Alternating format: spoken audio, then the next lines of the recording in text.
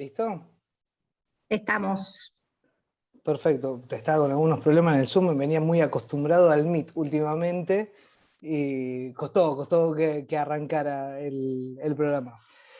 Bueno, Guille ahí agradeció, digo, por mi parte, como secretario general de UPCN en Educación, Deportes y UNA, agradecerles nuevamente a todos por, por participar, por asistir en este ciclo de charlas que vamos a estar dando dentro del marco de ciberseguridad.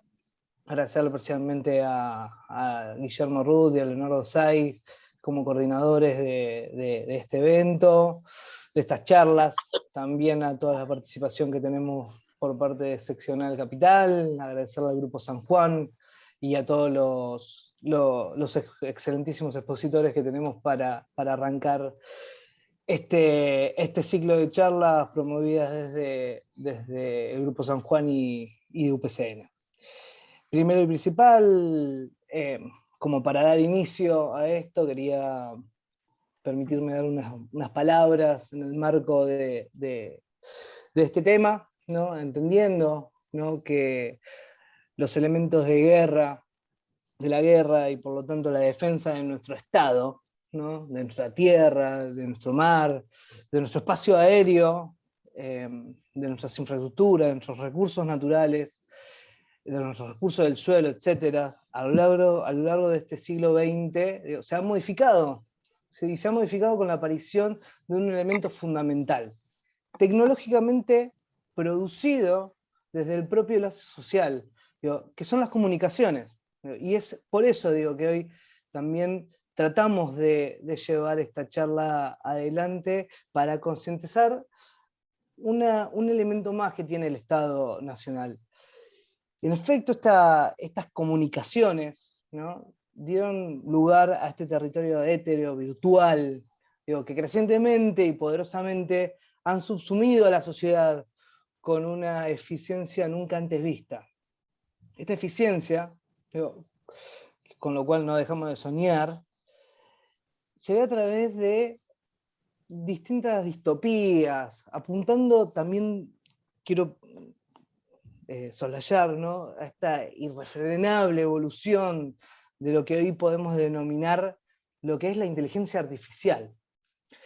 Este elemento que es ubicuo, digo, de la sociedad, las comunicaciones propiamente dicho, digo, se ha desarrollado de tal modo que atacar las comunicaciones de una sociedad es atacarla como tal, es amenazar directamente su condición de posibilidad. Es casi como borrarla del mapa antes que caiga una bomba.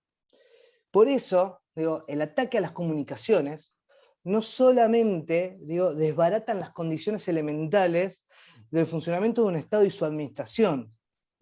Quiero, digo, por favor, digo, soslayar esta idea, ¿no? Se desbarata el propio tejido social, sus infraestructuras, digo, se desbarata el funcionamiento que descontamos que al despertar de ahí, ¿no?, ya preparado para permitir organizar, ¿no?, lo que llamamos esto que normalmente vemos como la cotidianidad.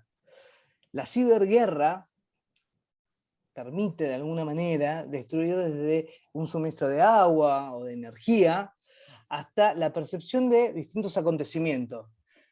De alguna manera esto, digo, ataca la propia comprensión de los hechos sociales de una guerra cognitiva, que vemos de alguna forma librarse ante nuestros ojos, ante la percepción de cada uno de nosotros, como puede ser lo que es, la invasión de Rusia a Ucrania, una guerra que más allá de devastar ciudades, de devastar edificios, va a traer, propiamente dicho, un daño que va de alguna manera penetrar lo que es las poblaciones, las culturas. Digo, acá no hay una cuestión que solamente tenemos agresores y agredidos, sino que tenemos también una realidad económica mundial, ¿no?, que equivale a firmar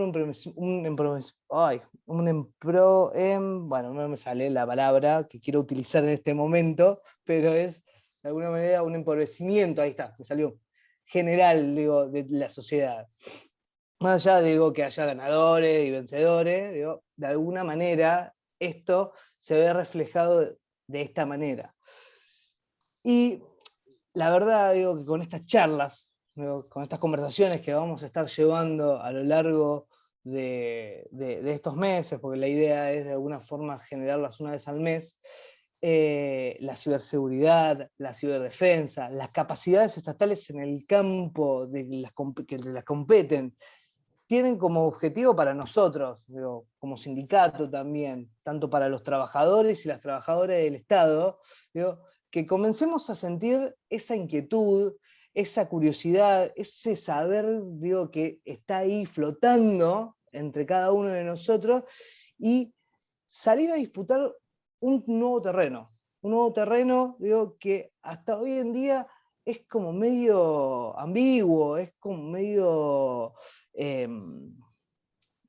tiene ese no sé qué que de alguna forma genera ese interés de todos, ¿no? Y estas dinámicas, que ya están desatadas, respecto a los cuales no podemos dejar de tomar conciencia y consideración, sino que lo que deseamos de verdad es la libertad y la autodeterminación de nuestro pueblo en este desafiante y peligroso siglo XXI. Quiero darle lugar a Ramón como miembro del grupo San Juan para que pueda también acompañar estas palabras, esta presentación que estamos haciendo acá dentro de estas charlas. ¿Cómo estás, Ramón? Hola Diego, ¿cómo te va? Un saludo para todos los compañeros. Guillermo, muchas gracias por la invitación para hacer esto en conjunto. A vos, Diego, también por la amplitud de permitirnos compartir con un sindicato tan importante como UPCN estas pequeñas reflexiones, este intento de llevar adelante una agenda que para nosotros es central. Y digo, qué importante que participe UPCN. Nosotros el año pasado hicimos muchísimas charlas en el PJ, en la CGT, y nos faltaba, lo hemos hecho también con empresarios, porque las capacidades nacionales también se vinculan en la actividad privada, no solamente pública, y nos faltaba el elemento de los trabajadores del Estado, que en definitiva ustedes son la memoria continua y la garantía colectiva que tenemos todos los argentinos para usar el Estado en beneficio de estas políticas que vos bien planteabas hoy. Es decir, la primera definición o la primera cosa que quiero decir es que los trabajadores del Estado sí o sí tienen que formar parte de la solución de una nueva Argentina, de una nueva agenda de la Argentina. ¿Y por qué hablo de una nueva agenda de la Argentina? Porque más allá de vaivenes, más allá de idas y vueltas, realmente uno sabe que las condiciones materiales de nuestro pueblo no son las que nosotros quisiéramos desde una visión, por lo menos, que la propia justicialista, y seguramente muchos de los que nos están escuchando la comparten. Entonces es muy importante que los trabajadores del Estado y la presentación que hacía Guillermo de muchísimos compañeros y compañeras de toda la Argentina también muestran esa raigambre federal que tiene UPCN, que tiene el Estado, que es imposible, ¿no? Si no tenemos esa dinámica federal, esa dinámica de integración con todo el territorio, poder generar las transformaciones necesarias que nuestro pueblo y nuestra sociedad demanda. Y yo cuando hoy hay otros protagonistas, bueno, con los compañeros expositores que van a venir a hablar de un tema en particular, y para no hacerlo muy largo, le quiero agradecer a Marcelo, un compañerazo que enseguida se sumó a participar a la charla, bueno, y el resto de los expositores, pensaba cómo sintetizar esta idea que nosotros venimos intentando imponer en la agenda pública, que es el modelo de las capacidades nacionales. O sea, ¿por qué? Digamos, alguien nos está escuchando y dice, bueno, ¿qué es esto de las capacidades nacionales? ¿Cómo se come? ¿Qué significa? Yo creo que la forma práctica de sintetizarlo es un intento de ayudarnos a pensar en una forma, de una manera que logre revincular a la sociedad con las soluciones concretas que hoy demanda y que nos sirva a su vez para evaluar la política gubernamental y las políticas públicas y privadas de toda la sociedad argentina. ¿Y dónde encontré más o menos esa respuesta? Bueno, como siempre, en Juan Domingo, que cuando era teniente coronel, les voy a leer solamente un párrafo, el 10 de junio de 1944, en la Universidad Nacional de La Plata, una ciudad hermosa que los invito a conocer a los compañeros que no la conozcan en el interior, dijo algo más o menos así, dice, dos palabras, defensa nacional. pueden hacer pensar a algunos espíritus que se trata de un problema cuyo planteo y solución interesan e incumben únicamente a las Fuerzas Armadas de una nación. La realidad es bien distinta. En su solución entran en juego todos sus habitantes, todas las energías, todas las riquezas, todas las industrias y producciones más diversas, todos los medios de transporte y vías de comunicación, etc., siendo las Fuerzas Armadas únicamente el instrumento de lucha de ese gran conjunto que constituye la nación en armas. Es decir, la defensa nacional es un problema integral que abarca todas las actividades. Y desde ese método de razonamiento, de ese ejercicio intelectual, nosotros nos propusimos armar un modelo de pensamiento que vaya diseccionando, que vaya visualizando. Hoy vamos a ver el tema de la ciberseguridad, ¿no? Pero nosotros abarcamos todo, la energía, el transporte, imagínense la alimentación, la importancia que tiene hoy la energía. Voy a dar un solo ejemplo para entender este párrafo de Juan Domingo. Nosotros este año aproximadamente vamos a gastar 6.000 millones de dólares en importación de gas. Aproximadamente ese es el piso, quizás sea más. Hacer el gasoducto Néstor Kirchner, que está parado desde el 2017 y que ahora está en un proceso licitatorio, etcétera, etcétera, vale aproximadamente 1.200 millones de dólares. Es decir, imagínense si nosotros pudiéramos armar un instrumento que constantemente ponga en la agenda pública y de los trabajadores, de UPCN, de como decíamos recién, la posibilidad concreta, exacta, que cada gobierno genere un aumento de las capacidades nacionales. Es decir, nosotros lograríamos construir un estado de bienestar de cara al futuro, seguramente más beneficioso para todos. Y con esto quiero cerrar.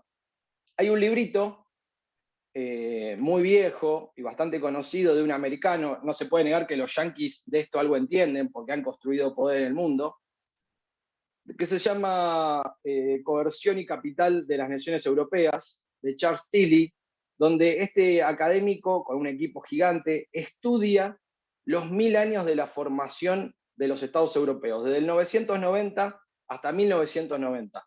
Y dice, es un trabajo excepcional, y dice dos cosas. La primera, los estados nacionales se forman bajo la concentración de la coerción y acumulación del capital. Es decir, valor, construcción del capital y construcción de la coerción, es decir, del instrumento disuasorio. Una cosa es ser pacífico, y ahora lo vamos a ver bien con lo que está pasando en Ucrania, nosotros tenemos el problema de Malvinas, etc. Y otra cosa es ser inofensivo. Pacífico sí, inofensivo no. Y termina con una conclusión tremenda. Dice, los estados que no se terminan de constituir, se disuelven. Y eso yo lo quiero dejar como pregunta abierta. Si nosotros no logramos el día de mañana construir algunos ejes nacionales que nos permitan conectar las necesidades de la gente con la política concreta, si esta disociación se sigue ampliando más, no logramos conectar una agenda de futuro que nos permita construir un sueño posible para una nación como la nuestra, vamos a tener escenarios futuros muy complejos. Por eso, esta es la primera charla, prometí ser sintético y lo voy a hacer. Nosotros queremos que todo esto, esta recopilación de conocimiento de un montón de compañeros y compañeras a lo largo de la Argentina, termine siendo el corolario de lo que en algún momento quizá pueda ser un Congreso Nacional de Capacidades Nacionales, donde se puedan vertebrar, articular todas estas cosas, para plantear una agenda de futuro y una plataforma política que, más allá del gobierno que venga, tenga algunos ejes inamovibles. Así que, sin más, muy agradecido, muy contento, estoy muy contento, Guillermo, de poder haber hecho esto con los trabajadores estatales por las causas que dije al principio. Muy agradecido, ojalá sean muchas más, y bueno, contás con el Grupo San Juan y todo nuestro equipo y nuestro pequeño aporte a todo lo que vos y Diego y todos los compañeros definen hacer. Muchas gracias. Muchas gracias, Ramón, muchas gracias, Diego. Inmediatamente entonces damos paso a la presentación del primer expositor, el magíster Gustavo Saín. Gustavo es director nacional de ciberseguridad en Jefatura de Gabinete de Ministros de Presidencia de la Nación. Es investigador del Observatorio de Seguridad del Instituto de Investigaciones Gino Germani y director de la Diplomatura en Cibercrimen de la Facultad de Ciencias Sociales en la UBA. Además, es profesor en diversas universidades y carreras vinculadas al cibercrimen, delitos informáticos, informática forense, entre otros. Cuenta con un máster en Sociología y Ciencias Políticas por la Facultad Latinoamericana de Ciencias Sociales. Es licenciado en Ciencias de la Comunicación Social por la Universidad de Buenos Aires. Estamos muy agradecidos por la relevancia de su participación y como autoridad política en el tema. Tiene la palabra entonces el señor director de Ciberseguridad, Gustavo Saín. Gracias, Guillermo, gracias al Grupo San Juan, a UPCN, a los compañeros y a las compañeras presentes. Muy de mi agrado estar acá charlando un poquito con ustedes. Ahí estaba escuchando la introducción y me gustaría, también está presente el director de la maestría en ciberseguridad y ciberdefensa, aclarar algunos conceptos. Seguramente él estará de acuerdo que no es mucho menor, ¿no? En una época donde se habla mucho de la ciberseguridad y no se utiliza la palabra ciberguerra, o sí algunos medios de comunicación a partir de este conflicto bélico que hay entre Rusia y Ucrania, ¿no? Y la verdad que son dos conceptos distintos, y es bueno aclararlos porque no se diferencia mucho entre lo que hay, los conceptos que se dan en el mundo físico entre seguridad interior y defensa nacional. Esto también en el ámbito de Internet, las tecnologías digitales y todo lo que es las políticas de las TICs, tienen una diferenciación y no es un dato menor. ¿Cómo definiríamos o diríamos qué es la ciberseguridad? Nosotros manejamos un concepto amplio, pero la principal es, digamos, organizaciones de referencia que brindan una definición como la ISO, como ISACA, que es una organización de estándares internacionales de referencia, o la Unión Internacional de Telecomunicaciones. En líneas generales, para no ir a muy a detalle, habla de toda la protección de los activos de los informáticos de las organizaciones, ¿sí? Los dispositivos, los sistemas informáticos, la confidencialidad, la integridad y la disponibilidad de la información, o sea, todo lo que es la protección de las tecnologías digitales y los datos de información que almacenan, ¿sí? Nosotros decimos que hay un concepto básico que es el de incidente de seguridad informático, todo aquel que afecte el funcionamiento de un sistema informático. Un incidente de seguridad informático es muy distinto a lo que es un delito informático. Un incidente de seguridad informático puede ser un delito informático o un ciberdelito, si es que está penado en algún código penal o vulnera un derecho, una libertad, o no. Digamos, hay incidentes, para ser muy claro con los compañeros, voy caminando y se enchufa un servidor y se queda una página web, bueno, ahí no es un delito, una negligencia, es un incidente. Un delito informático, por ejemplo, es un caso de grooming, que es el acoso sexual a niños, niñas y adolescentes por parte de un pedófilo en Internet. Ahí tampoco constituye un incidente, o sea, hay un delito informático que no es un incidente porque acá no tiene nada que ver, no afecta el funcionamiento de un dispositivo. Hay un pedófilo que está tratando de captar a un menor para abusar sexualmente de él a través de la red de Internet. Entonces, la ciberseguridad se aboca a incidentes de seguridad informático y delitos informáticos, y si se quiere está vinculado con la seguridad interior de un país. Por otro lado está la ciberguerra, y no es un dato menor la diferenciación y lo van a ver por qué. La ciberguerra se aboca, o es un área de la defensa nacional, que se aboca a todos aquellos ciberataques vinculados donde hay una voluntad expresa de una nación o de un gobierno de afectar a otro. Hay un concepto clave que lo nombraron en la introducción, que es el de infraestructuras críticas de información, que son sistemas informáticos esenciales que hacen al funcionamiento de servicios esenciales al ciudadano. Por ejemplo, la red de energía, la red eléctrica, los sistemas de transporte, la red de conducto de agua, transporte de combustible, lo que es esencial al ciudadano. ¿Por qué es importante esta diferenciación? Porque, y se debate en foros internacionales de ONU y demás, hay una serie de países que mezclan estos dos conceptos bajo el concepto de ciberseguridad a nivel nacional, que generalmente son las grandes potencias como Estados Unidos, Rusia, China y algunos países más. El resto de los países hay una diferenciación entre ambas cuestiones. Y la discusión no es muy diferente a lo que se da en términos de seguridad interior y defensa nacional, que aquí en Argentina, con la ley de defensa nacional y la ley de seguridad interior, están diferenciadas. ¿Por qué es riesgoso eso? Si bien todo se basa en un ciberataque, hay que ver la procedencia de ese ciberataque. No es lo mismo decir si ataco una infraestructura crítica que me está atacando Rusia, a que me está atacando un hacker independiente desde Rusia. ¿Y por qué es delicado esto? Porque lo que creo que se viene, y ha sucedido en el Mundial, que sin mostrar pruebas suficientes se atribuye a un determinado país un ciberataque, y eso va acompañado de sanciones económicas y en el peor de los casos con respuestas por medios convencionales bélicos. Entonces hay un riesgo en este sentido, y por eso es importante diferenciar cuándo es un hecho vinculado al cibercrimen, ¿sí? Y cuál es un hecho vinculado a la ciberguerra. O sea, son dos cosas diferentes. Eso por un lado me parecía importante señalarlo, ¿no? Después el tema que nos trae, no voy a extenderme mucho, que es el tema del desarrollo de capacidades nacionales. Yo voy a contar un poco, por lo menos, qué es lo que encontramos cuando llegamos aquí a la dirección, y lo vamos a dividir en tres ejes. Uno, lo que sería talento humano, no me gusta la palabra recursos humanos, que hay en la Administración Pública Nacional, por lo menos, que es nuestra comunidad objetivo, para usar un término que se usa en informática, pero nosotros tenemos competencia directa. En términos de recursos materiales, que es lo que existe, y después qué tenemos en Argentina en términos de desarrollo normativo institucional en materia de ciberseguridad, ¿no?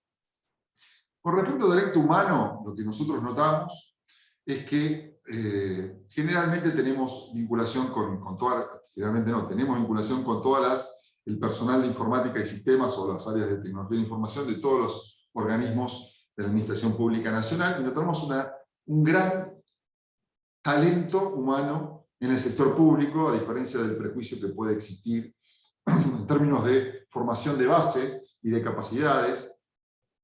Ahora voy a contar, pero nosotros hemos constituido algo que se llama puntos focales de ciberseguridad. Hay una norma, que la voy a nombrar más para adelante, que establece puntos focales de ciberseguridad. Esto no existía, que es un enlace de cada organismo con la Dirección Nacional de Ciberseguridad para que reporten planes de cumplimiento de sus políticas, ¿sí?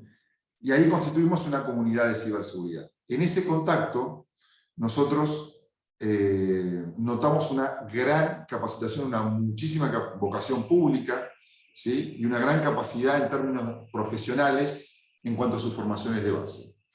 ¿Qué pasa con respecto a la capacitación que brinda el propio Estado en relación a la formación en ciberseguridad? También cuando llegamos a la gestión, en febrero de 2020, notamos que había muy pocos cursos desde el Instituto Nacional de la Administración Pública, el INAP, y que obviamente la pandemia puso el tema sobre el tapete, más allá de la voluntad del gobierno de que esto sea una política de Estado, de una necesidad, no solamente en el sector público, sino también en el privado, ¿no? Se incrementaron los incidentes informáticos, se incrementaron los ciberdelitos en términos de los ciudadanos, y la ciberseguridad ya se empieza a ver como una necesidad, ¿no? Hicimos nosotros, bueno, actualizamos los 3 cursos que había, muy poquititos, en diferentes tipos de temas: ciberdelitos, gestión de incidentes, infraestructuras críticas, derecho informático, seguridad de la información. Triplicamos la oferta, trajimos gente de las universidades, no solamente el personal de la Dirección Nacional, establecimos alianzas con ONGs, también con los sindicatos, con el propio UPCN a través del FOPECAP, el Fondo de Formación Profesional y Recalificación Laboral, no sé si lo estoy diciendo bien. Hoy tenemos una oferta de 10 cursos gratuitos para todos los empleados de la Administración Pública Nacional, y no es casualidad que son los que más demanda tiene en toda la Administración Pública Nacional, ¿no? O sea, hay marca que hay una necesidad, ¿sí? Fuimos el organismo de toda APN que mayor cantidad de inscritos tuvieron estos cursos. ¿Qué hicimos conjuntamente con los compañeros, con UPCN y demás, a través del FOPECAP, este fondo? Establecimos una serie de becas para 50 empleados, donde a través de la Universidad Nacional de La Plata se le va a dar una carrera de 1 año en seguridad de la información, en seguridad informática, a 50 empleados de las áreas de tecnologías o de sistemas del Estado, con becas gratuitos. Esto hace también a un gran problema que tenemos en términos de talento humano, no recursos humanos, que es, lo tengo yo desde la dirección, lo tienen todas las áreas de sistemas, que es el sostenimiento y el mantenimiento de ese personal. ¿Por qué? Lo que trajo la pandemia fue poner sobre manifiesto la necesidad del sector privado, y el sector privado, hoy por hoy, en cuanto a términos de sueldos, ¿sí? Hoy en día están mucho más adelantados que nosotros, y cuesta mucho mantener al personal por más vocación pública que tenga. Esto es un problema que se ha acentuado muchísimo a partir de la pandemia, y es un problema que el Estado los toma, los capacita, los forma, y el promedio quizá, y me animo a decir, de su estadía en el Estado es 1 año. Esto es un problema a trabajar, planteamos la necesidad, hace poco salió un plus informático, pero que solamente incluye a la gente de planta permanente. Sabemos que en el Estado hay diferentes modalidades de contratación, y bueno, este es un problema, por ejemplo, ¿no? Pero sí hay si no el sector privado no se lo llevaría, un gran talento humano en materia de ciberseguridad en el sector público nacional. El segundo eje, recursos materiales. Ahí voy a ser más breve. Esto depende de cada organismo. No es lo mismo, no voy a dar nombres para no que ninguno se sienta herido, un organismo como AFIP, digamos, en términos de recursos y presupuestación, como un organismo descentralizado, chico, que maneja determinado. O sea, que es muy dispar esto. Y esto depende de cada dependencia, depende de cuáles son sus misiones y funciones, cuáles son sus competencias, pero hay una disparidad de acuerdo, no hay una uniformidad en lo que podemos decir, estos son los recursos materiales del sector público nacional. Va a depender del organismo, va a depender de la cartera, va a depender del presupuesto, va a depender del talento humano, los recursos que tengan en términos de personal y la importancia que le den al tema. Y por último, el desarrollo normativo institucional de la ciberseguridad en Argentina. Muchos países tienen una agencia nacional. Argentina es un país donde establece políticas de ciberseguridad a todo el territorio. Argentina es un país federal, sabemos que cada provincia tiene su autonomía. Aquí en Argentina hay una Dirección Nacional de Ciberseguridad, actualmente a mi cargo, donde, digamos, su comunidad objetivo, digamos, su competencia directa es el sector público nacional. Cuando llegamos no había normativa, era una dirección, digamos, poco relevante en términos de diseño de política pública. Y claro, ¿qué hicimos? Empezamos a armar todo de cero. De la Dirección Nacional hay algo que se llama CERT, que viene de las siglas en inglés, Equipo de Respuesta a Emergencias Informáticas, que es un equipo que asiste, entre otras cosas, a los organismos públicos y privados también, cada vez que son víctimas de un incidente de seguridad informática, a modo, no es eso, es mucho más amplio, de mesa de ayuda, para que ustedes entiendan. Había un CERT que no figuraba, no funcionaba, bueno, y tuvimos que empezar de cero, y en pandemia, ¿no? Se cuesta para arriba, pero con una firme voluntad de que esto sea una política de Estado, y con ese designio que nos bajó el presidente de la Nación.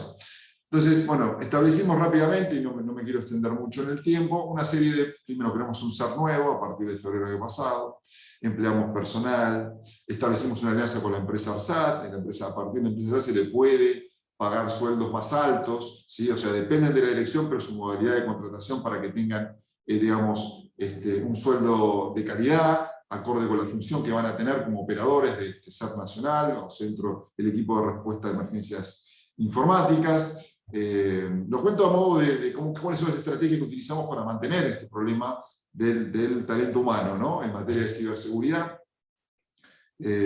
Brindamos le damos prioridad a los operadores del CERT para los cursos que brindamos en la formación de capacitación, como esta carrera. Son pequeñas cosas que uno como estrategia utiliza para que no todo, tratar de retenerlos. Eso por un lado. Después empezamos a armar políticas públicas, digamos. A ver, ¿cómo controlamos nosotros, digamos, la protección de los activos o los recursos informáticos de los organismos del sector público nacional? No había relevamientos, no sabíamos en qué estado de situación estábamos, había algo que era una política de seguridad modelo que se les daba a los organismos que tenían que cumplir desde el año 2015, que no fue demasiado controlada. Entonces armamos algo que se llama requisitos mínimos de seguridad de la información para el sector público nacional. No inventamos nada, pero nos hemos basado en normas ISO y estándares internacionales. Instruimos al jefe de gabinete para que saque una decisión administrativa, que es un decreto para la Administración Pública Nacional, para que se entienda, y son estándares o requisitos mínimos que tienen que cumplir todos los organismos de APN, importantísimos porque brindan servicios al ciudadano, servicios web, aplicaciones web, y administran bases de datos y archivos personales de los ciudadanos. Tiene que haber una política de ciberseguridad robusta. Un estándar, elevamos los estándares de ciberseguridad de cumplimiento obligatorio, o sea, tienen que reportarlo a la Dirección Nacional de Ciberseguridad, y la CIGEN, en alianza con la CIGEN, la Sindicatura General Nacional, se empieza a auditar estos procesos. Nosotros lo que queremos acá no es caerle a los organismos, entendemos las disparidades de recursos, tanto de talento humano como recursos materiales de los organismos. Acá la intención es generar una comunidad de ciberseguridad, tomar esto en serio, y aquellos recursos, y esto lo digo más como compañero, como aquellas áreas que no tienen, por ejemplo, una serie de estándares basados en normas ISO, y hay un organismo que tiene 2 computadoras y una persona que se encarga de manejarlo, va a decir, bueno, mira, a mí me va a costar esto. Bueno, nosotros tenemos en consideración estas cuestiones, tenemos en consideración cuál es el organismo, pero la mayoría, lo que uno puede presuponer desde afuera es, me quejo porque no voy a poder cumplirlo. No, me viene bárbaro esto, porque aquí me van a dar más entidad, yo voy a la autoridad política, digo, mira, tengo que cumplir esto en un plazo de 1 año y medio, obviamente es a través de un ejercicio fiscal, y se empezó a reactivar el tema, y se empieza a tomar, ya no es, yo necesito esto en materia de ciberseguridad para proteger nuestros activos, me están exigiendo desde Jefatura de Gabinete cumplir con estos estándares. Entonces se empezó a generar una necesidad importante en cuanto a este tema, ¿no? Se creó este registro de puntos focales, antes había, ¿quién está en el Ministerio de Economía? ¿Tenés el mail de alguno? No, sí, pero ya no está más. Una informalidad terrible, creamos un registro, tienen que elevarlo por GEDE, el nombramiento formal, que es el enlace con la Dirección Nacional de Ciberseguridad. La norma dice que tienen la obligatoriedad de reportar cuando son víctimas de un incidente a este equipo de respuesta de emergencias informáticas, al SER, en un plazo máximo de 48 horas. Hace poco sacamos una política de seguridad informática modelo, le damos insumos y recursos también, asistimos desde la dirección, trabajamos mucho con universidades, con ONGs que trabajan este tema, nos apoyamos demasiado, mucho, y así, está muy bien que así sea. Elaboramos documentos, por ejemplo, de seguridad en aplicaciones. En pandemia muchos organismos han sacado aplicaciones, pero pocos lo hacen pensando en la seguridad de la información o la ciberseguridad. Entonces armamos un documento, que esto nunca existió, armado por un comité de expertos, donde dicen, miren, tienen que cumplir estos requisitos. Y en líneas generales empezamos a reorganizar un poquito la cosa. La verdad, obviamente, al igual que la seguridad pública, la ciberseguridad no es una ciencia exacta. Hay organismos públicos que han sido víctimas de ciberataques, sin dudas, también el sector privado, sobre todo algo que se llama ataques de ransomware. El ataque de ransomware, que viene de las palabras software y rescate en inglés, tiene que ver con un software que ingresa al sistema informático de una organización, impide el acceso a la base de datos o archivos, encriptándolos, y pide un rescate generalmente en criptomoneda o Bitcoin. A nivel de organizaciones, en pandemia esto se ha cuadriplicado o triplicado, no hay cifras exactas, pero se ha incrementado muchísimo. Hay organismos públicos que fueron víctimas de ransomware, de la administración pública, también el Poder Judicial, pero sobre todo el sector privado, porque es ahí donde pueden cobrar ese rescate, bajo amenaza de hacer pública esta información, que han habido casos también aquí en Argentina. Pero en comparación de otros países, sí. Perdón, tengo como moderador la triste tarea de avisar cuando faltan 5 minutos para que vayan Perfecto. redondeando. Perfecto, ya estoy terminando. Y ahí empezamos, me perdí, perdón, yo estoy viejo. Estamos hablando el tema de, bueno, el ransomware. Entonces, hace poco empezamos a publicar las estadísticas, los informes, y claramente la noticia replicada en los medios se duplicó en términos de incidentes, no ciberdelitos, que es lo que se aboca a la dirección, se triplicó la cantidad de incidentes. Y en realidad hay que leerlo con pinzas, porque antes no había un CERT, entonces no había estadísticas, y lo que había, con menos gente, podían atender menos casos. Entonces, si bien hubo un incremento de incidentes de seguridad informática y también de ciberdelitos, hay factores que hacen a leer bien esa estadística, ¿no? Se empezó a atender mucho más estas cuestiones, se duplicaron, y bueno, las principales víctimas del sector público nacional. No, el SER atiende principalmente al sector público nacional. Es muy difícil que un privado, por más que podemos ayudarlo, te venga a decir, fui víctima, fui vulnerado en la seguridad de mi sistema, ¿no? Pese a que en algunos casos nos ha llegado el dato y nosotros nos comunicamos. Pero lo que quiero decir es, bueno, se dinamizó esto, y Argentina en serio, y hace poco fuimos la semana pasada a un seminario internacional donde con pares de nuestra región, a nivel de normativa institucional, estamos arriba, y no hay una norma como estos requisitos mínimos de seguridad de la información en otro país de la región, inclusive Estados Unidos, está más adelantado en otras cosas que nosotros, eso es claro, pero no tienen algo así. Entonces creo que vamos por el buen camino, y esto es un proceso. y siempre formando una comunidad entendiendo las realidades. Pero poner este tema sobre el tapete me parece que es una necesidad.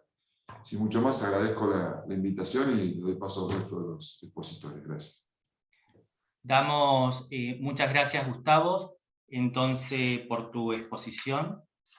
Damos paso entonces al próximo expositor, el doctor Roberto Usal.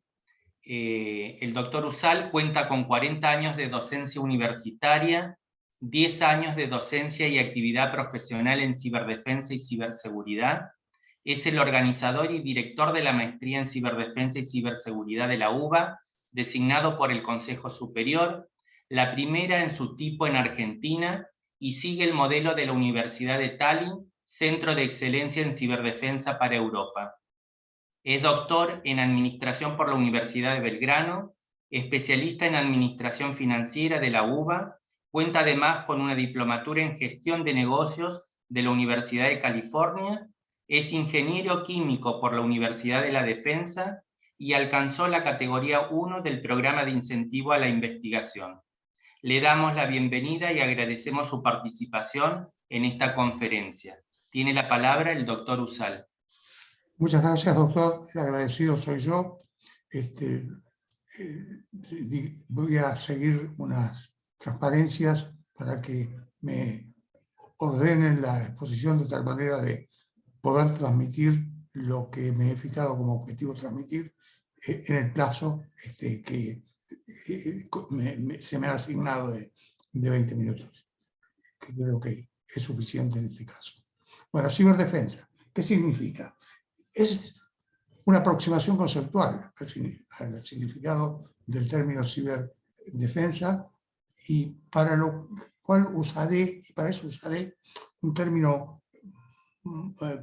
frecuente, al que frecuentemente se recurre en conversaciones de este tipo, que es el concepto de dominio. El concepto de dominio está direccionado a definir la naturaleza del ámbito dentro del cual se desarrolla el conflicto. Por ejemplo, cuando se produjeron los primeros conflictos similares o análogos a conflictos bélicos en la edad antigua, en la época que se instalan los primeros pueblos en la Mesopotamia, el dominio era eminentemente terrestre.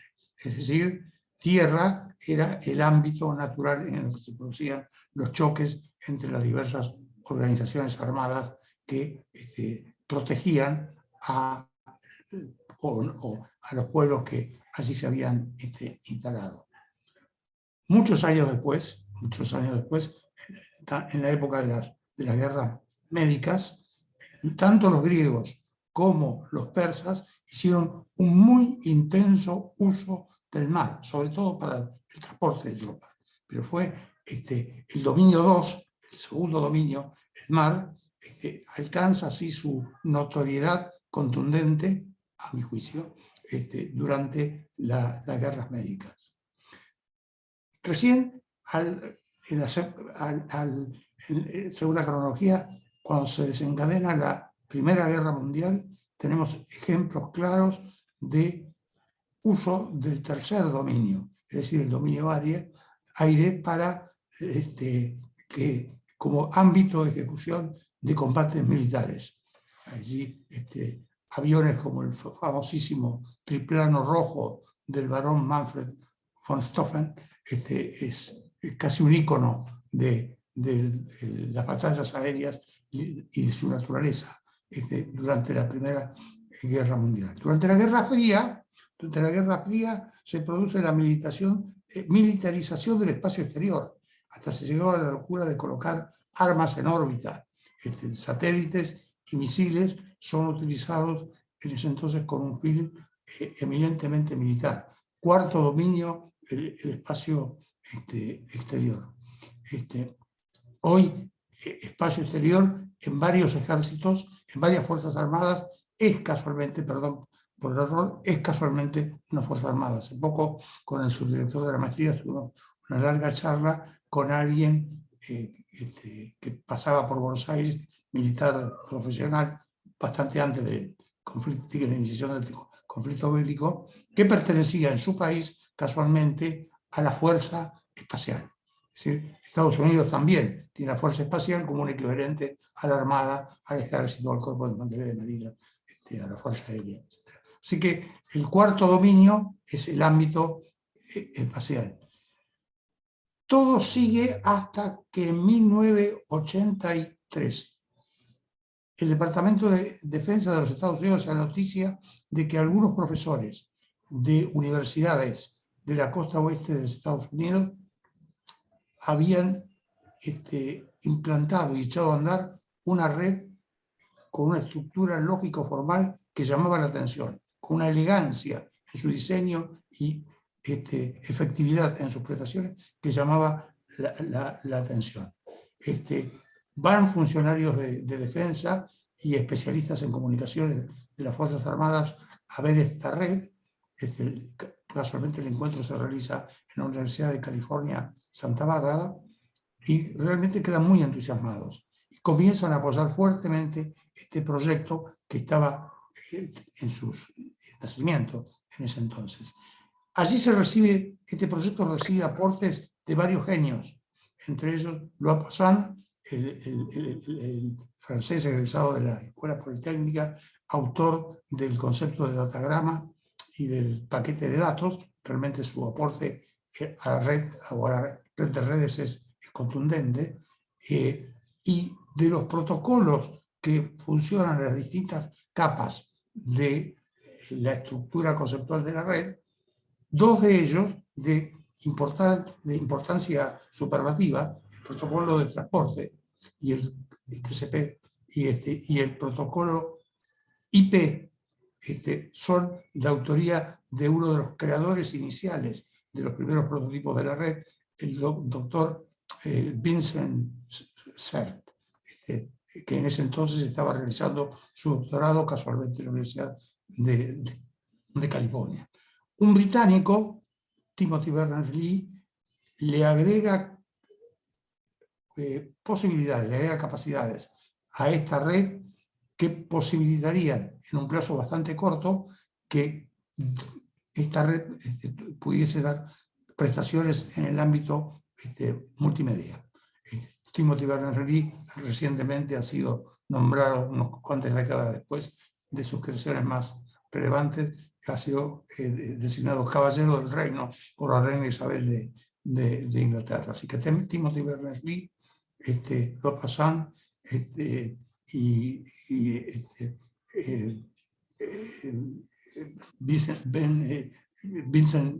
el doctor Vincent Cerf, realmente aportan muchísimo a lo que luego sería Red DARPA y finalmente se convertiría en Internet. Es decir, que Internet nace teniendo un fuerte tinte militar. Es decir, el interés de la defensa o de la gestión de la defensa en Internet es de los primeros días de funcionamiento. Cuando los protocolos de Internet en ese entonces comienzan a funcionar, generan un espacio virtual al que se bautiza ciberespacio. Entonces, arriesgo la respuesta allí a la primera pregunta que está en la transparencia. Cuando la gestión de la defensa de un Estado-nación o relacionado con Estados-naciones incluye en su tratamiento, en todo o en parte, elementos que provienen del ciberespacio, allí es de aplicación y el término ciberdefensa. Esta es una propuesta que seguramente será mejorada por varios de los aquí presentes, pero creo que con esto contesto la primera de las preguntas que me hicieron llegar los organizadores. La segunda, por favor, Carlos. ¿Qué implica? Bueno, aquí creo que implica una serie de oportunidades magníficas para nuestro país. Es decir, el ciberdefensa respecto de otras ramas de la defensa, como disciplina, es eminentemente asimétrico. Es decir, las otras ramas de la defensa encontramos unas características lineales desde el punto de vista matemático. Es decir, a mayor poder económico seguramente tendré aviones más poderosos, a mayor nivel económico seguramente mis portaaviones tendrán mayores capacidades, es decir, pero la ciberdefensa presenta características asimétricas que le brindan a nuestro país magníficas oportunidades para poder llevar adelante, y esto en parte con los prototipos desarrollados en el ámbito de la maestría lo hemos verificado, brinda oportunidades muy interesantes. De países cercanos, países amigos se han acercado, y en este momento de nuestro total de alumnos, una parte muy importante la constituyen profesionales de otros países, es decir, alumnos extranjeros, y alrededor de un cuarto, un tercio de los asistentes a la maestría son militares. Entonces, que implica grandes oportunidades para reposicionarnos con ventajas en el contexto global, y una reflexión que pongo a consideración de ustedes. Nuestro país es un país en vía de desarrollo, pero con características singulares. Pues abundan en nuestro país algo que a mí me gusta llamar islas de excelencia en lo científico-tecnológico. Es decir, es un país en vías de desarrollo, pero es un país que le gana a Australia y al Reino Unido una licitación para instalar prestaciones nucleares sofisticadas en territorio australiano, por ejemplo. Un país con una universidad, como la Universidad de Buenos Aires, está clasificada 58 en un ranking en el que fueron evaluadas 3.000 universidades en el mundo. Un país que ha dado cinco premios Nobel, una universidad de la cual han egresado 5 premios Nobel, una universidad en la cual estudió los primeros años de su carrera, luego fue al Instituto Balseiro, un candidato a premio Nobel de la física que aparentemente ha resuelto una de las cuestiones más complicadas que en su trabajo dejó pendiente, lo sorprendió la muerte, Albert Einstein, ¿no es cierto? Algo que los físicos suelen llamar teoría de la unificación. Es decir, hay cuestiones como la termodinámica estadística que son totalmente incompatibles con la teoría de la relatividad. Aparentemente lo que los físicos llaman la conjetura de Maldacena sería la solución de ese problema, lo cual lo colocaría a Juan Manuel Maldacena a la altura de Einstein, a la altura de Planck, los primeros físicos en la historia de la física. Es decir, un país que tiene esa clase de producción de recursos humanos de alta calidad científica y tecnológica, creo que tiene en un ámbito en donde lo cualitativo prueba sobre lo cuantitativo, como es el de la ciberdefensa, brinda una gran cantidad de oportunidades. Entonces, recursos humanos que han alcanzado, estamos en la 5ª cohorte de la maestría, que han alcanzado niveles de excelencia tales que delegaciones de potencias mundiales en ciberdefensa se han interesado en nuestro trabajo. No puedo mencionarla porque, como ustedes saben, una verdad dicha de tiempo es mucho peor que una mentira. Después que se calme la situación mundial, podemos entrar en detalle sobre con qué países estábamos conversando, estamos discutiendo los contenidos de nuestros trabajos de investigación y de nuestras tesis de maestría. La siguiente, por favor, Carlos. Ciberdefensa. ¿Por qué importa al Estado? Importa al Estado por lo siguiente.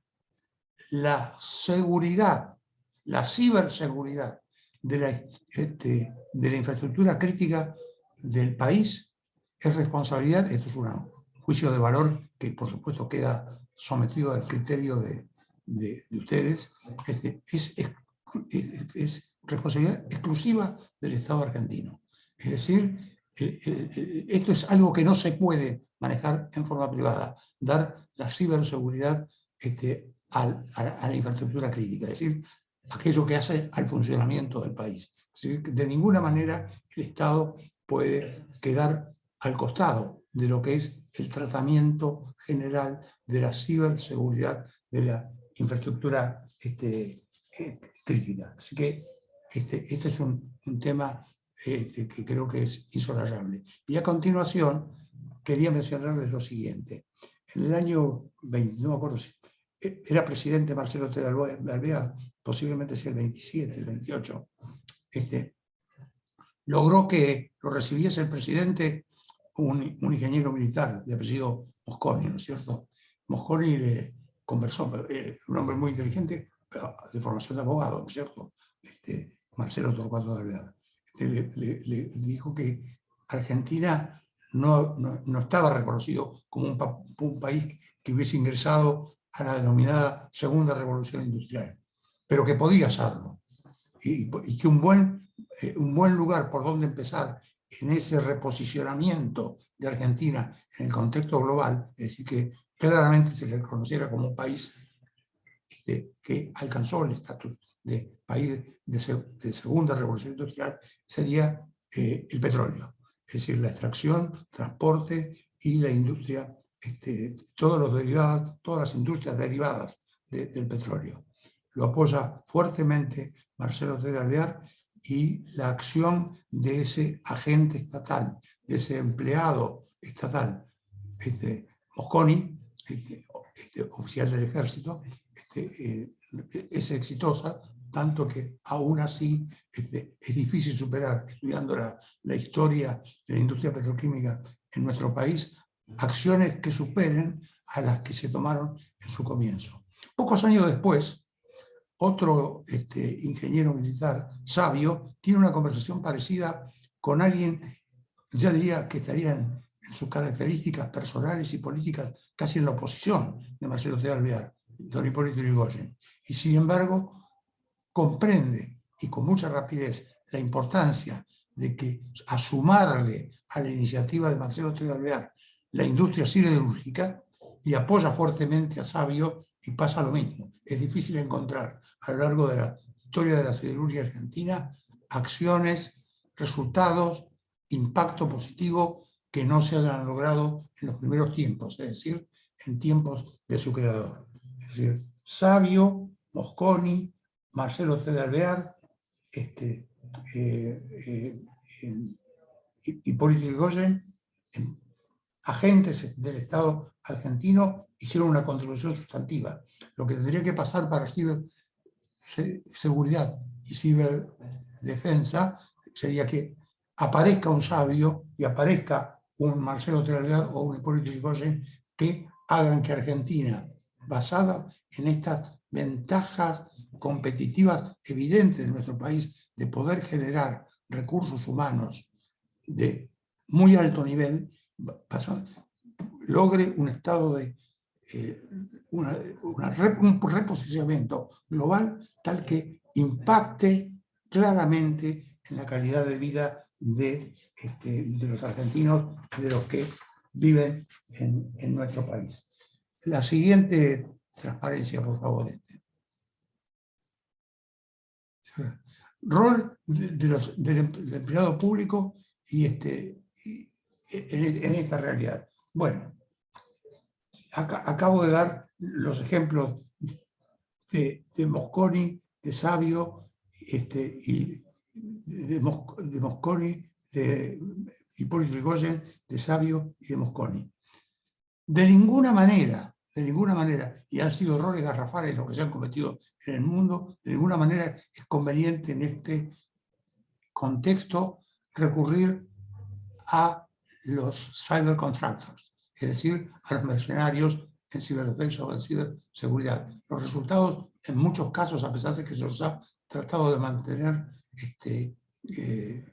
no del todo difundidos, han sido desastrosos. Aquí también hay que ser muy cuidadosos en las alianzas internacionales y mucho más cuidadosos, casi un impedidor, ¿no es cierto?, de la compra de tecnología o de know-how referido a teleinformática. Yo creo que ahí vale incluir la recomendación del primer ministro del Reino Unido, John Temple, a su joven reina de 26 años, cuando él le estaba imponiendo del conflicto, las características del conflicto que tenían con un país de la Europa continental. Y dice, pero la reina de ese país es mi prima, le dice la joven reina Victoria, que tenía 26 años. Y Temple le contestó con algo que se hizo famoso: señora, entre estados no hay amigos ni enemigos, solo hay intereses comunes y siempre están acotados en el tiempo. Es decir, que el rol del empleado público creo que es muy difícil encontrar dentro de la administración pública en general ejemplos más sensitivos que los que se dan en, por ejemplo, escuchen por favor, si no lo han hecho ya, el discurso de 2013 de la presidenta Dilma Rousseff en las Naciones Unidas, en la Asamblea General. Es cuando Brasil, Alemania y Francia fueron sometidos a actividades de ciberespionaje realmente calamitosas. Presenta las quejas en ese entonces. Y estas amenazas habían sido, estos actos de espionaje provenían de 3 países súper amigos de Brasil. Así que fue un escándalo de aquellos y vale la pena, es una buena inversión del tiempo escuchar los 20-25 minutos que dura el discurso de la presidenta Dilma Rousseff para reforzar mi argumentación en el sentido de que es uno de los ámbitos casi de exclusividad del empleado público con una tremenda vocación de tal, ¿cierto? Creo que aquí la privatización, con comillas o sin comillas, de funciones de ciberdefensa es casi una locura en casi todos los intentos que he visto que se han realizado en nuestro país. Para cerrar, ¿qué convendría hacer? Convendría continuar fuertemente en lo que el profesor Chai ha enunciado y que yo adhiero con mucha fuerza, que es la capacitación al muy alto nivel, capacitación de excelencia. Contar con recursos humanos de excelencia es el factor crítico de éxito más relevante, creo yo, tanto en ciberdefensa como en ciberseguridad. Y por otro lado, influir en la región para que en determinado momento podamos tener con los países vecinos /hermanos sistemas de ciberdefensa y de ciberseguridad conjuntos, transnacionales. Hemos progresado en esto con países amigos, hemos llevado adelante emprendimientos académicos y de investigación. Esto se ha interrumpido, como casi todas las cosas, con los sucesivos cataclismos, pandemia, guerra, etc. Pero trabajar fuertemente para formar esquemas asociativos que hagan que ciberdefensa y ciberseguridad sean temas de estatus regional, creo que es un esfuerzo que vale la pena. Doctor Ruth, muchísimas gracias. Muchas gracias, doctor Usal, ingeniero Carlos Amaya, por el tiempo y la presentación. No quiero dejar pasar para comentarles al nivel de audiencia que tenemos. Hemos mantenido la audiencia en 80 integrantes todo el tiempo. Tenemos personas interesadas y visitándonos de diferentes embajadas, de diferentes países, de empleados públicos y profesionales de muchas partes del país, estudiantes y profesionales y profesores de distintas maestrías y carreras, de distintas universidades, funcionarios públicos y los demás participantes. Quiero agradecer todo este nivel de excelencia de esta primera convocatoria y vamos a dar paso a algo que es igual de importante que a los demás, y yo quiero acá hacer una recomendación mínima de 2 segundos a todos los que son profesores, estudiantes y del ámbito académico. Vamos a tener ahora la participación de la mirada sindical. Esto tómenlo también y tomen nota, porque cuando uno estudia estas cuestiones, la mirada y las problemáticas o la mirada, digamos, de la visión sindical es sumamente importante para abordar después trabajos futuros. Por eso voy a dar paso seguidamente a Cecilia Cascante, quien representa en esta oportunidad a la Secretaría de Profesionales de UPCN, es trabajadora del ENACOM desde el año 2006, donde a la fecha se desempeña como asesora legal y ha tenido una participación destacada en la reglamentación del decreto 690/2020, que declara la prestación de servicios TIC como servicios públicos y competencia. Es abogada con orientación en Derecho Penal por la UBA, cuenta con estudios universitarios de posgrados en las áreas del Derecho Informático y del Derecho Laboral, es titular de la Cátedra Gobierno Abierto de la Maestría en Administración Pública de la Universidad del Salvador. Dentro de la Secretaría de Profesionales a cargo del doctor Omar Autón, ella coordina la Comisión de Abogados y la Comisión de Trabajo y Tecnología.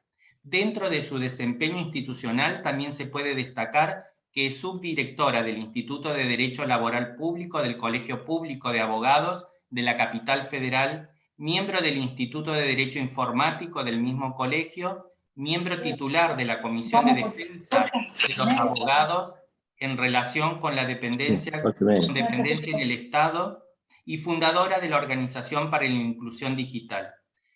Agradecemos la presencia de la Secretaría de Profesionales de UPCN y todo su equipo de trabajo. Tiene la palabra la compañera Cecilia Cascante. Bueno, muchas gracias, Guillermo, muy generoso. Bueno, es muy difícil hablar después de quienes me precedieron y además soy consciente de que ya estamos con el horario cumplido, por lo cual hay un montón de cuestiones que tenía pensado comentar que no lo voy a hacer porque sería redundante y además no podría explicarla mejor que ni que el doctor Saín ni que el doctor Usal. Así que... Perdón, Cecilia, sí. si necesitas tenés los 20 minutos disponibles. No, por favor, no es necesario. Además, estoy segura, estoy convencida de que nos vamos a seguir encontrando, porque antes que nada, bueno, quiero aprovechar para agradecerte y para agradecerles también a los chicos que han colaborado en la organización de esta actividad, porque realmente creo que han dado en el clavo. De alguna manera, Saín, el director nacional de ciberseguridad, con quien venimos manejando algunas líneas de trabajo en conjunto, por eso tal vez no me sale el nombre de pila, pero con todo el respeto, ella mencionó muchos de los factores que hacen... A ver, nosotros vamos a hablar de seguridad, ciberseguridad, ciberdefensa, estamos hablando de protección frente a riesgos, protección frente a amenazas, protección de integridad, ya sea de la información como hasta de la vida misma de las personas, ¿no? Y esta conversación se da en el contexto en el cual ya se venía digitalizando la administración pública, se venían digitalizando los servicios públicos, pero todo esto se precipitó con el tema del COVID-19 y el aislamiento. Y digo que ustedes dieron en la tecla, porque efectivamente, y algo de esto ya se dijo, la única forma de salir adelante de los escollos que esta situación y que este aceleramiento de la digitalización de la administración pública presenta es a través del diálogo social. Entonces, generar espacios netamente académicos o generar espacios netamente técnicos, sin tener en cuenta la voz de aquellos que están justamente en la trinchera, o sea, donde suceden las cosas que somos los trabajadores públicos, es de alguna manera quedarse, es como, no sé, tratar de ser médico y no pasar por una práctica, o sea, y no ver, o sea, no tener tal vez la visión de, o estudiar algo en medicina y no tener la visión del residente. No sé si fue la comparación más feliz del mundo, ténganme un poco de paciencia también por la hora, pero creo que me entendieron a dónde voy. Porque en efecto, lo que se está digitalizando es, por un lado, la prestación de los servicios públicos, como decíamos, y por otro lado también se están digitalizando nuestras actividades como trabajadores públicos. Entonces, nosotros desde el sindicato lo que vemos es que uno de los factores que componen lo que es el ciclo de gestión de seguridad, ya sea de la información o de la ciberseguridad en general, que es el factor humano, el factor de lo que tiene que ver con la gestión del recurso, en este caso sería informático, que son las personas, se ve como duplicado, porque en lo que hace la administración pública, por un lado uno tiene al usuario, ciudadano, usuario del servicio público, y por otro lado tiene al trabajador público, que también se encuentra en un doble rol, en el rol de prestador o garante de servicio público, y por otro lado en el rol de trabajador, cuyas tareas se vieron digitalizadas. Entonces, nosotros ya veníamos notando esto desde la Unión del Personal Civil de la Nación, desde hace varios años. Empezamos a tomar conciencia de esto cuando cobró una fuerte impronta el último proceso de modernización implementado por el Poder Ejecutivo, que en realidad viene de antes. Los planes de modernización del Estado vienen desde fines de la década del 90, el primer plan fue del año 2001, pero aproximadamente en 2016, 1 de marzo de 2016, salió el último plan, y fue en una época en la cual también la Organización Internacional del Trabajo se encontraba convocando a discutir el futuro del mundo del trabajo, y nosotros como sindicato nos dimos cuenta de que había un tema sobre el cual se estaba hablando mucho, pero se estaba hablando con interferencias, como decimos en el rubro de las telecomunicaciones, había frituras en las comunicaciones cuando hablábamos de este tema, había como una cosita ahí crujiente de fondo que no terminábamos de entender. Y tiene que ver con que justamente este proceso de transformación cultural nos agarra con uno de los elementos de la tradición cultural, que es la comunicación, un poco viciado, porque la tecnología viene con todo un vocabulario, con todo un glosario, que nosotros como comunidad no teníamos incorporado, para empezar por ahí. Entonces, al no tener incorporado esto en términos informáticos, y si no que me corrijan mis compañeros que están por ahí, Darío Costa, que también coordina la comisión, el compañero también Néstor Valir, que lo vi, que es un gran referente de la ingeniería informática también en nuestro sector, pero es como si fuéramos, como si no tuviéramos protocolos, como si nos faltara un protocolo de comunicación, si fuéramos máquinas. Entonces uno vivía cosas a través de lo tecnológico, y hacíamos así, no sabíamos comunicarlas, por lo tanto mucho menos íbamos a poder encontrar la forma de resolverlas, porque los problemas sociales, hoy hablamos de sociedad de la información, se resuelven de manera social y de manera dialogada.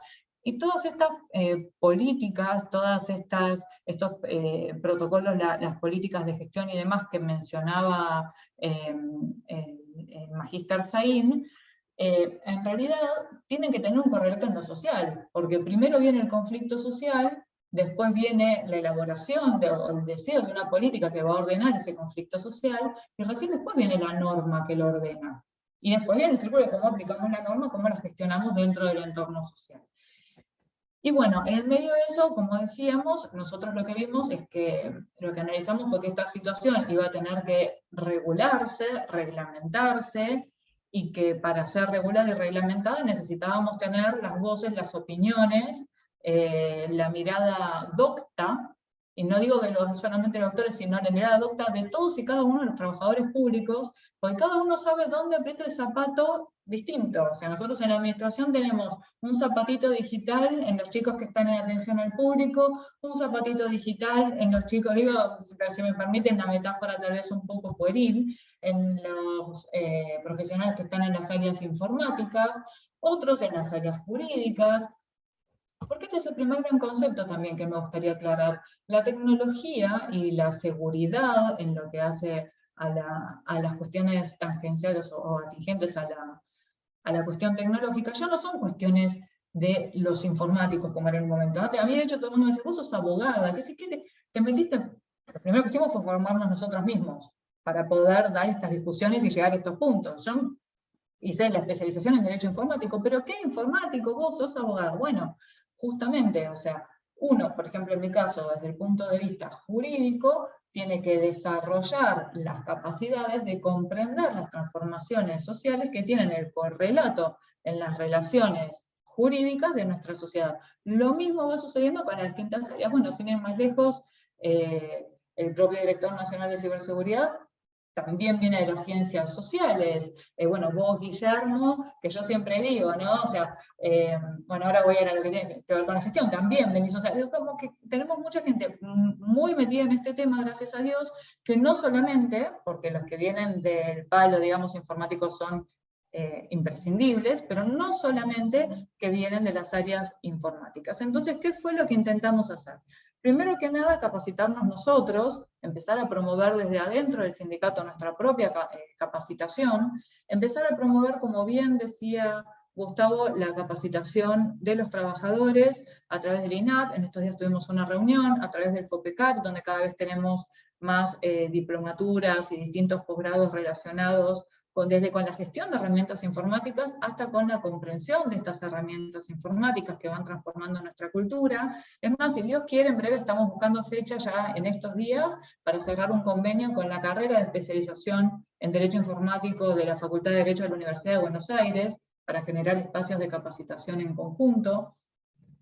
Y bueno, ¿y con qué fin? Con el fin de promover, como decíamos antes, este diálogo social que nos permitiera pensar en conjunto de qué manera vamos a implementar estas políticas, que bien le corresponde al gobierno pensar en las políticas, pero nosotros decimos que los trabajadores públicos, y sobre todo por la calidad de trabajadores públicos que tenemos que formar parte de la elaboración de las políticas, ¿no? Pero más allá de las políticas, en el término estricto, también formar parte de las reglamentaciones que se hagan de esas políticas. Porque, por ejemplo, uno lo que ve muchas veces es que en las áreas de sistemas, por ejemplo, o en otras áreas, más allá de que haya normativa que avanza muy bien en términos de digitalización, seguro de digitalización de la administración pública, muchas veces es como que están dando batallas con escarbadientes.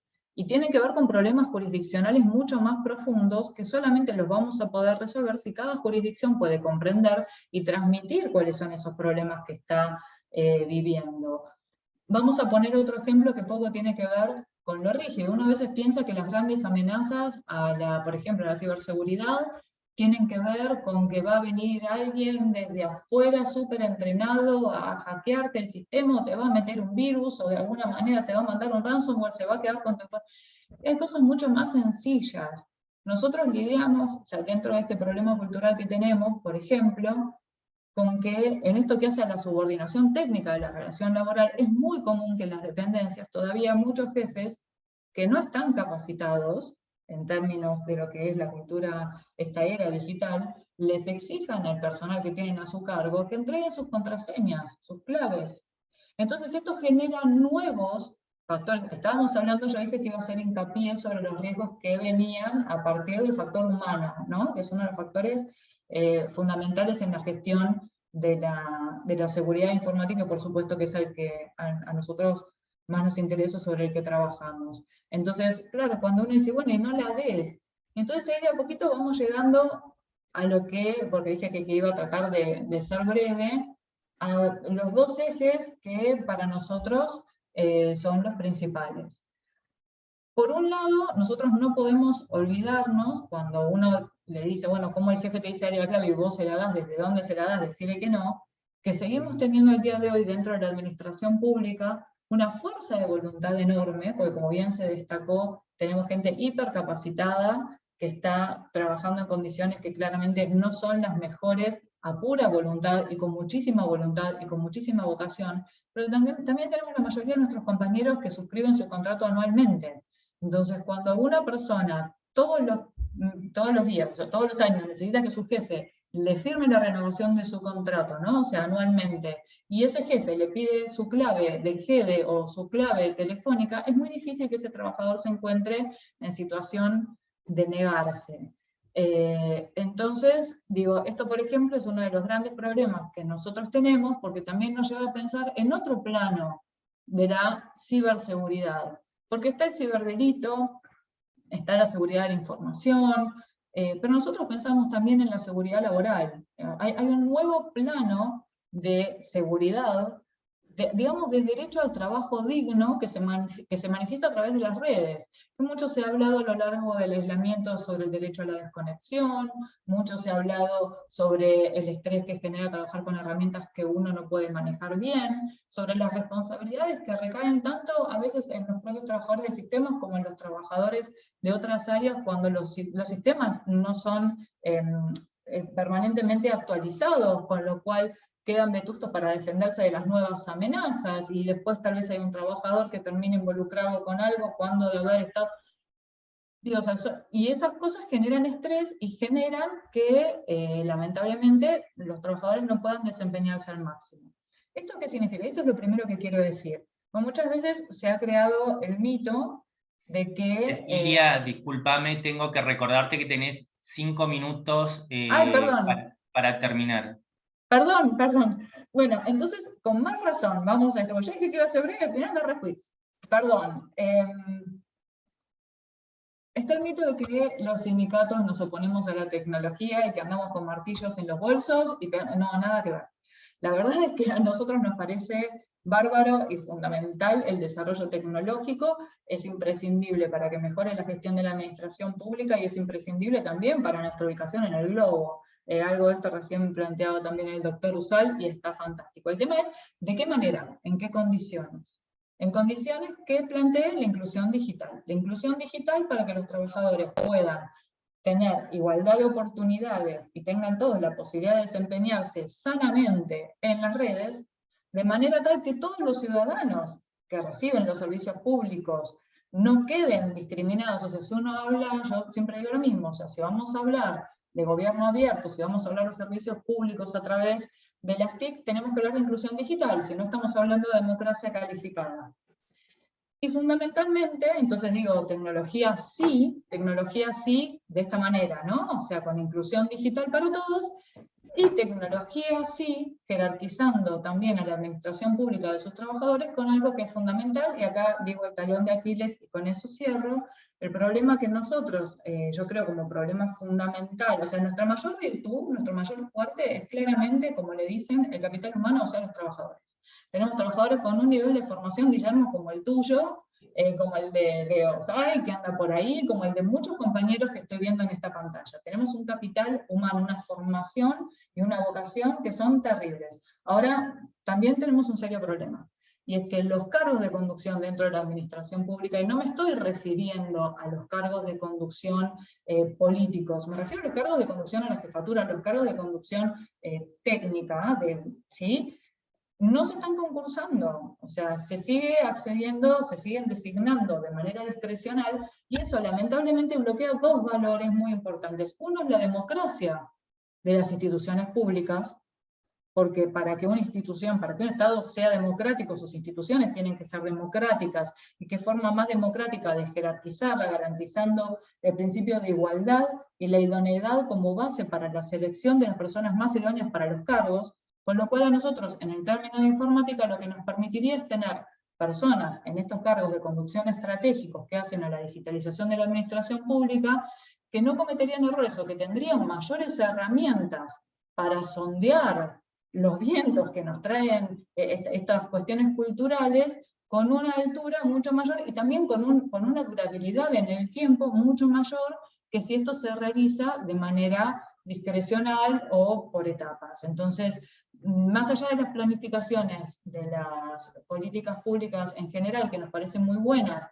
y de la implementación tecnológica, que nos parece muy buena, lo que proponemos es la profundización del diálogo social, que desde la Secretaría lo hacemos a través de este espacio que me toca coordinar con el ingeniero Darío Costa, que se encuentra también presente, desde donde mantenemos el diálogo con todos los organismos, donde nos vamos enterando y tratamos de transmitir y trabajar con sus cuestiones pendientes, y ya cierro, promoviendo el diálogo social y promoviendo que se respete el criterio, los procesos de selección para los cargos de conducción y la carrera adentro de la administración, que son los estándares de nuestro sindicato, porque es lo único que puede llevar a instituciones democráticas, transparentes y jerarquizadas, también en clave digital. Digo, en este tema también sigue siendo la misma cuestión.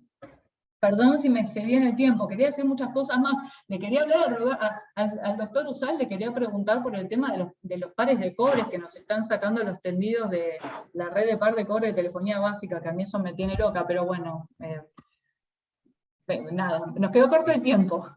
Muchas gracias, Cecilia, que te parecía mucho el tiempo, ves que es muy corto. Realmente estas actividades son muy interesantes y generan mucho material para intercambio. Uno de los objetivos de estas, ahora le doy el cierre a Leonardo Say, pero uno de los objetivos que nos tiene que quedar, por eso les pedimos sus mails en el chat, es poder volver a conectarnos, para que ustedes se conecten con las universidades o los ponentes y también se conecten con nosotros, y hacer nosotros, a partir de la demanda de ustedes, nuevas oportunidades y espacios de intercambio y de charla. yo creo que la Administración Pública Nacional, el Estado, nuestra Argentina, cuenta con nosotros, nos demanda y somos realmente muchos los interesados en este tema. Así que está abierta la invitación para todos ustedes, para las próximas charlas, y también para que nos manden sus inquietudes a los mails que se han inscrito y generar nuevas oportunidades de intercambio. Les agradezco a todos los que generosamente han respondido a la invitación, al llamado para que puedan hacer esta exposición, a todos los presentes, y le doy la palabra al compañero Leonardo Say. Bueno, básicamente quería ir cerrando comentándoles que hemos anotado varias de las inquietudes que aparecieron en las preguntas, que tienen que ver con las empresas públicas y privadas, asegurar la informática a las empresas, el tema del phishing en la administración pública, el tema del software libre.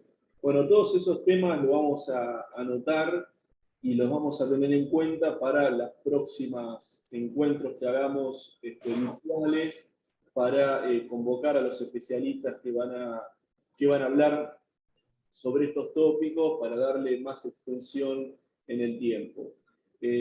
Solamente quiero no cerrar, digamos, es un modo de despedirnos en este encuentro, no hago referencia a la voluntad de formular una conclusión sobre esto que propongo pensarlo como un estudio colectivo, porque, como saben ustedes, nosotros somos peronistas, y para los peronistas el conocimiento no es algo individual, sino que es algo que se construye de forma colectiva, con la participación de distintas perspectivas que formen una masa crítica en pos de un objetivo en común. Y en ese marco quiero contarles que nosotros dentro de muy poco estamos llevando adelante una diplomatura que se llama Historia del Estado a través de las políticas públicas, y que justamente en esta diplomatura que hacemos con FOPECAP y con UPCN y con nosotros como trabajadores del Ministerio de Educación, nos ocupamos de una diferenciación que surge de la propia práctica de los trabajadores públicos, y que tiene que ver con cuestiones que se hablaron en este encuentro, que tiene que ver con la diferencia entre políticas públicas y políticas de Estado. Si hay algo que durante los últimos años hemos carecido, son de políticas de Estado. Hemos estado emparchando de manera fragmentaria distintos aspectos de la realidad social, pero no tenemos políticas públicas, políticas de Estado. Es decir, no tenemos un largo plazo. Y los temas que estamos conversando en esta tarde tienen que ver con un largo plazo. China no piensa en términos de políticas públicas, piensa en términos de políticas de Estado. Lo mismo Silicon Valley, son políticas a largo plazo, no son políticas fragmentarias, tienen un enfoque integral. Y los asuntos que estamos pensando acá también son asuntos que requieren de un enfoque, una forma integral. En ese sentido, queremos reivindicar la tarea crítica que llevó adelante Ramón Carrillo, no solo en el ámbito de la salud, porque Ramón Carrillo fue, además de haber sido un gran sanitarista, y teniendo en cuenta también la reciente cuestión de la pandemia, fue un gran crítico de la cibernética. Ramón Carrillo quiso fundar una ciencia propia a través de una crítica humanista de la cibernética, a la cual llamó cibernología. Un colega sociólogo llamado Gabriel Duro estuvo trabajando esto durante más de 5 años. Les voy a dejar acá una reseña que escribí en base a ese libro, pero que tiene que ver con la idea de que esta cuestión que estamos hablando acá, esto es la crítica de las comunicaciones, la guerra psicológica, lo que cierto filósofo coreano llama psicopoder, no es nueva para el peronismo. Estos temas ya fueron abordados por Ramón Carrillo hace más de 50 años, de otra manera, con otro marco, como se dice ahora, con otro marco teórico, pero son cuestiones que tienen larga data y que los peronistas nos hemos involucrado en estos temas y los hemos abordado como política de Estado. Por eso es que creo, y soy bastante optimista, de que podemos entre todos volver a reconstruir una masa crítica que nos permita pensar estos temas que tienen que ver con la cibernética, la tecnología, la información, de una manera colectiva y en una perspectiva organizada, es decir, a través de nuestros sindicatos y de la participación de los trabajadores. Así que los invitamos a mantenerse en contacto, los mails. Corté la cámara. Sí, anoté los mails de todos ustedes y en breve estaremos comunicándonos para informarles los nuevos encuentros. Así que muy agradecido por la convocatoria y por haberse quedado durante todo este tiempo conectados. No sé, Marina, si querés decir algo del Grupo San Juan como despedida, para cerrar esto también.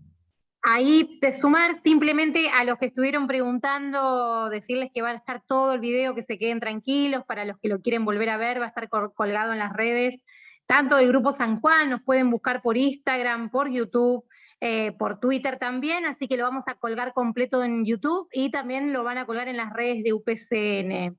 Así que básicamente eso y sigamos profundizando en estos temas que claramente tienen que ver con la Argentina que queremos construir. Así que bueno, eso, muchas gracias a UPCN por la invitación y por este encuentro que creo que fue más que interesante. Muchas gracias a todos y hasta el próximo encuentro entonces. Saludos. Chao, Gracias. saludos a todos. Gracias Chao, por muchas participar. gracias. Gracias, muy interesante.